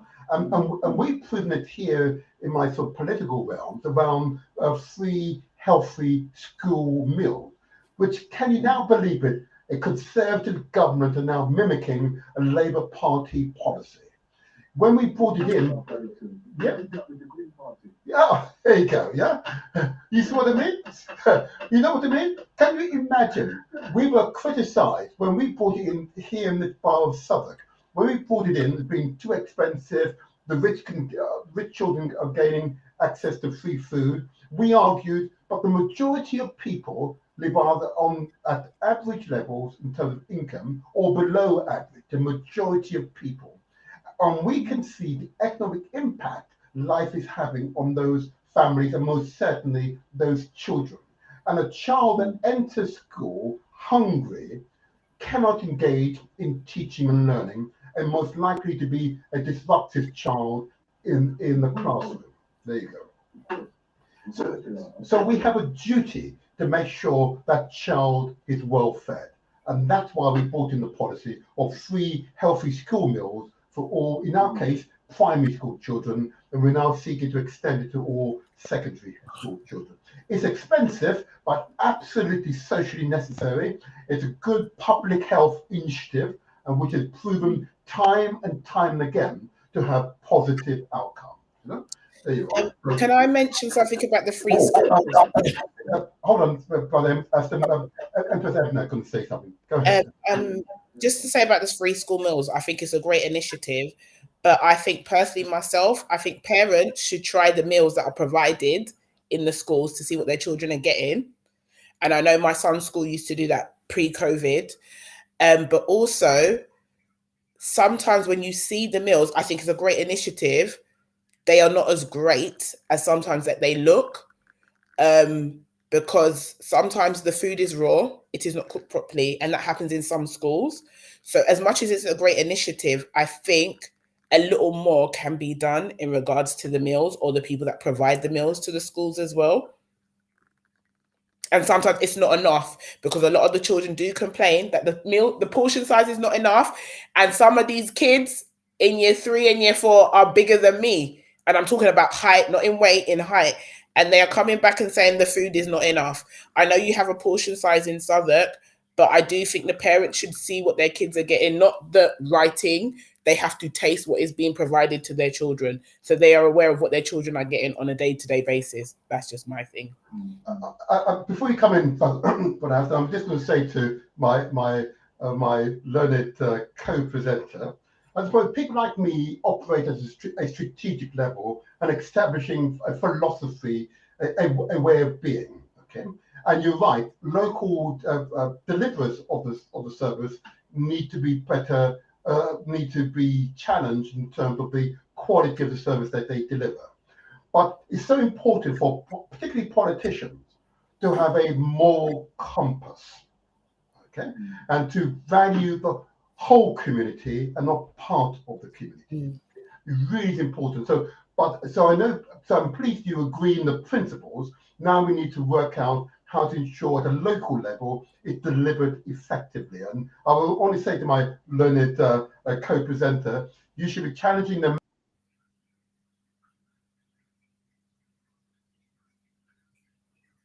to be given to the Aston. Over to you. Yes, very, very good point, Sister Abner.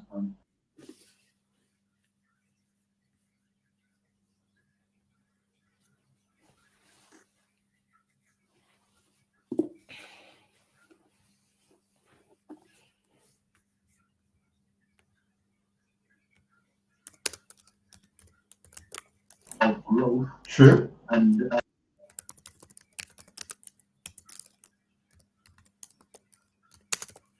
go through that period, right? Now, you know what we always say, oh, my child is eating me out of house and home. Right? It's not necessarily out of greed. It's probably out of necessity. You know, when you get to that age 13 to 15, all of a sudden you go away for a couple of months and then you put on another foot. That's right. It's true. Yeah.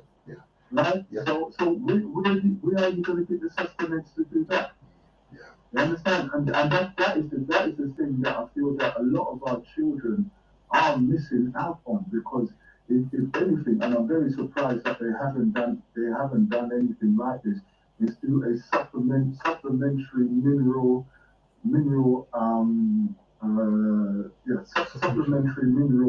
Okay. Yes. Yeah.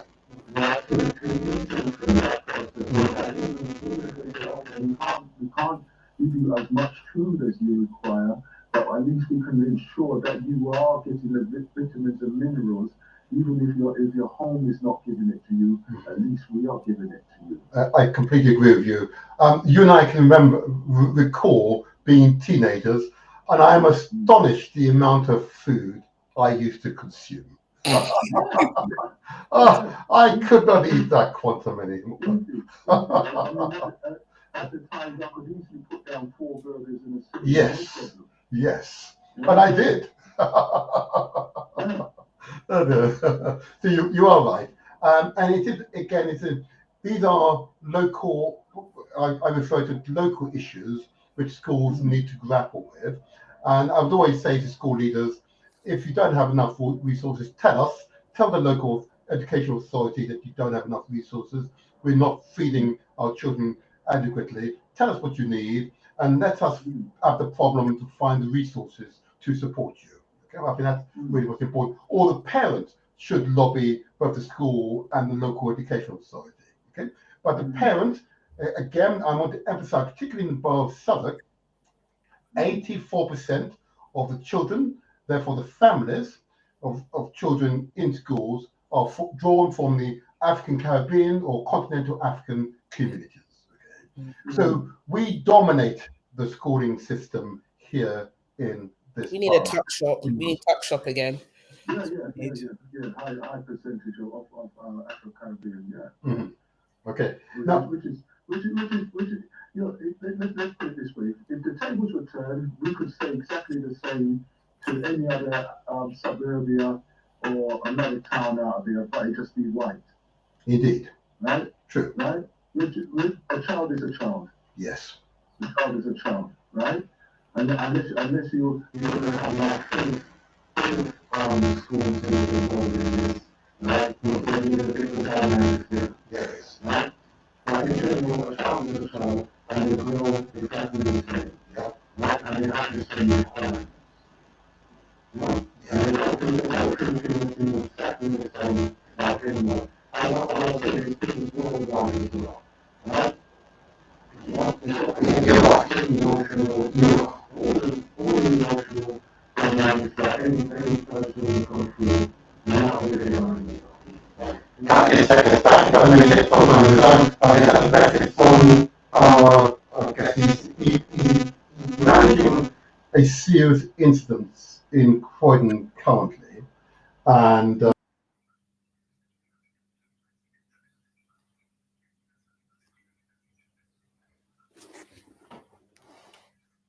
so what to do? Yeah, he is sincere, but he's a man of the people, you know, and you know of him, and you know about his works in the Croydon area, and he's been able to transform that borough, where a borough that was a record number of serious youth violence, particularly involving knives, to previous year where there were none. And that's because of this young man's proactive work with the community. Maybe he needs to go to secondary schools in Southwark, just Yes. local secondary schools, and do some initiatives or a workshop for the morning for kids as well. I think that would be really good as well. I completely agree. So he's currently involved and he's currently caring and supporting families right now. So that's the reason why he's not here. But so we'll get him in on another occasion. But I want to commend his work. I really wanted to give light to his work. His work is a demonstration of reparations in action. And you know what? You know me, Brother Aston. I don't like talking. I like action. You know, I like people who deliver. You like both. You like both. They work hand in hand, action and talking. You know, as we really fighted the reparations process here in the UK, and brought it to the literal doorsteps of Parliament. Yes. To actually discourse this now, right? Yes. But as we were going through that process, my initial engagement with it, and we all came with our own thoughts of the process that we should be referring to. But one of the first things I've always done, and I'm still adhering to that thought, is that yes, there is a reparatory process that needs to happen. Indeed. Yes. Right? But it's not necessarily for us to wait for them No. to initiate. No. Right? And in that case then it is up for us to source, provide, and maintain our own reparations. Absolutely. Reparations begins with self. Yes, right? So even in doing that, we're supposed to be reaching out to our people around the world. Yes. And did that discourse of reparatory discourse amongst ourselves, right? Developing a society, a system which supports us Yes. as a global unit, right? And of course, you know, as we always say, start with yourself. Yes. Start with yourself. Got to start with self. Yeah, but I do commend the work that all of those activists that are doing things within the reparations process, right? You know, some agree, some don't, and whatever. That's But I'm okay. going to tell you now, we all start from somewhere. Yes. We all start from somewhere, right? And it doesn't mean that one vehicle or is going to be the one that's going to take us all here, right? So we're going to come up all angles with all the issues, and then let them deal with their mind, because they're saying that we're the ones who's professional enough to sort out life and society, and that's why most of them, I'm not going to say all, most of them have been put in those positions so that they represent us. Mm-hmm. Yeah? Yeah. But at the same time, I feel that we should have that political presence, right? We may not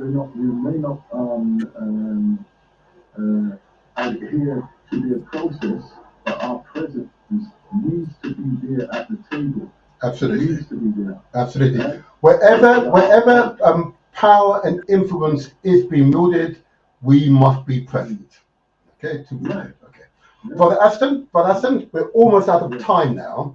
We are grateful for your call and your insight. You've provided useful insight. We need to keep talking, okay? Because good people like yourself, we know action follow. It's not just talk say. So I'm going to thank you for the call, and I'll thank you so much. But it's gentlemen like yourselves and people like Anthony King who are absolutely the doers, who deliver on the ground.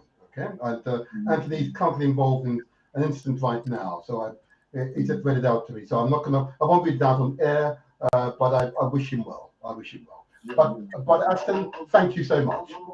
One more quick point. There's an anti-racist demonstration leading from the West End. From the West End. So there's an anti-racist march from 12 o'clock today. Oh yes, I've heard of this. Yes, I've heard of this. Thank you for that information. Emphasize that it's going to be a multiracial march. Absolutely. Thank you, Brother Aston. Thank you very much. Yeah, Brother Aston of the Black Fathers Group. Thank you very much. Wow. Wasn't that powerful? Huh? It was good, but again, there's the voice sound. Oh, yes. I know. Hopefully, it should improve. I'm not sure what's happened to the system this week. I arrived at almost immaculate conditions last week, but never mind. We'll sort it out. I'm not going to tell you what my son says when everything goes wrong. I'm not going to tell you what he said. Don't you worry. I'll sort it out. Oh, I want to call it on the line. I know. Caller, we're almost out of time. But caller with number ending 4000. Caller with number ending 4000 or 0000 even.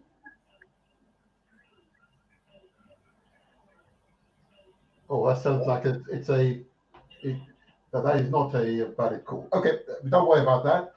Okay, that was an interesting challenge. Okay, and it's interesting when you engage in someone such as Anthony King of the My End group from Croydon.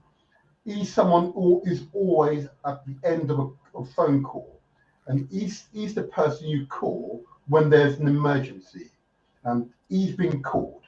Okay, he's doing the work. I'm not going to decry him. He's doing the work. He's what you expect to do. Okay.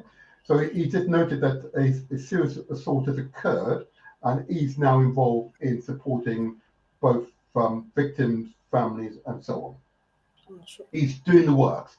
If we can secure him next week or the following week, then we can.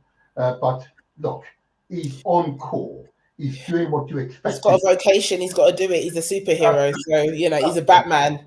Yeah. The Batman. Yes. The Batman of Croydon. Yeah, he's a superhero. Yeah, he's a superhero. Yeah, and that's right. I'm going to think of a good graphic for him. How about that? A superhero. Okay. You're Luke Cage, and he's Batman. There you go. Oh, Luke Cage. Oh, yeah. There you go. So, Anthony, we understand, and keep up the good works on behalf of the community. Yeah, keep up the good work. So I think it's a.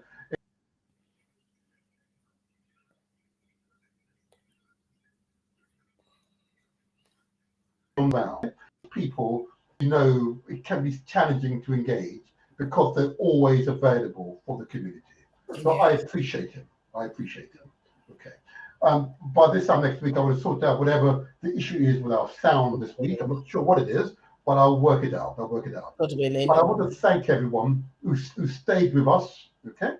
But we will have the My Ends in the studio in the coming weeks. Anthony King, who's demonstrated what we can achieve when we work together as a cohesive, inclusive community. Okay. It's so interesting. The name of his organization, My End, is something the kids would say. So I love it. It's very like targeted at them. So I just think it's a great name. It's definitely a great name. And London Needs You Alive. I think that's perfect, to be honest. Absolutely. And London Needs You Alive. Absolutely. That's why I put them all together. LAYA. LANYA. Now, I'm conscious of time. Yeah. I now need to disconnect from the Galaxy Afui network. I believe it could very well be Sister Shanice who will be taking up the baton after us. So I want to thank you all for listening and giving us your listening ear. Let me just disconnect from the Galaxy Afui network now. And then we'll just go for a few more minutes on YouTube. There we go. I'll disconnect from there. There you go. Goodbye. So they're now gone. I just want to say though that we're our program for next week will be to look at that scourge of the Black community, and that is prostate cancer. It is it's a big one. It's something we've not tackled on the show ever. As is breast cancer, we did earlier last year. Breast cancer has been in series shows on breast cancer this last year. And by popular request, we will do a show on prostate cancer. It's one of the biggest killers of Black men currently worldwide. Okay, I find that it's a big issue for us. So we must discuss it. We have one or two professors from the community to discuss with us what is prostate cancer, what we do to detect it early, and how we can mitigate its impact on yourself and the wider community. It will be a truly powerful show, but I will have not only professionals, but those who have rather got the condition and have to live through it. So we're going to have live testimonies. Okay? So this will be a truly powerful experience. As was last year when we did a series of shows on breast cancer in our women and maternal health in our women. Okay? So watch this space. But I want to thank you all for staying with us. I'm sorry about the technical challenges, but we'll get the My End leader Anthony King in the studio, and hopefully we will not have another emergency in the community. But Empress, Abner, do you want to say a closing word? Yeah, prostate cancer is quite close to home, so I don't know how I'm going to feel about that next week. And I'm quite an emotional person, so I don't know how that's going to sit with me next week. Oh, God. I lost an uncle, a really close uncle to prostate cancer, so I don't know. I hear you. I don't know how I'm going to feel about that next week, but other than that, have a great weekend. I know it's raining, but rain's a blessing because it cultivates the land and, gives us food. But yeah, everyone have a blessed weekend. That's all I can say. And eat loads of food. Eat loads of food. Well, I am, because Ramadan's next week, so I'm going to try and get as much as I possibly can in. Well said, well said. I want to thank you all for your support in this particular show, and it is your affirmation that matters. Please, if you haven't done it and you listen to us by YouTube or Facebook, give us the thumbs up. Okay, let me put it on the screen. Give us the thumbs up. There you are. So you know that you like the content, or if you want to be notified of each show as they come along, subscribe. Okay. But don't forget to share the link with your family, friends, and networks. Okay, please do. It's vitally important to us. Okay, so thank you so much. Until the next strong, we are the Motivator alongside Empress Abner. Empress Abner. Peace out. Thank you, everyone. Thank you all. Bye. Thank you all. There you go. Thank you all. Thank you.